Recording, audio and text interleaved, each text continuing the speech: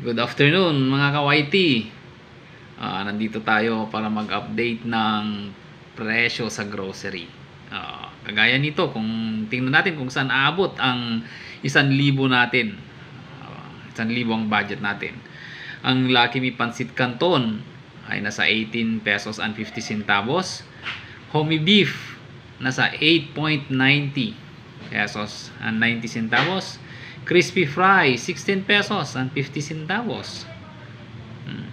Coffee Creamer nasa 46.30.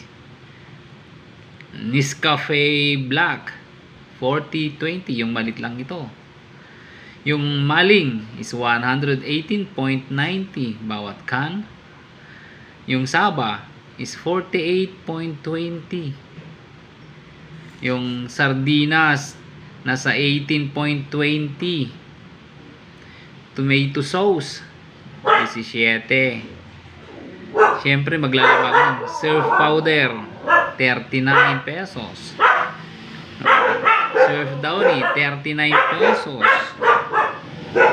Toothpaste 149.90. Johnson Baby Soap 49.40. Siyempre, magsha-shampoo ka naman. Head and Shoulder is 161.50. Yung ketchup, 39.60. Siyempre, alangan naman nabibili ka lang ng isang piraso pag nandun ka na sa grocery.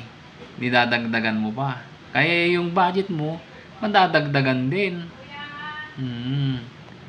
Kaya, watch out sa ano natin, sa budget natin.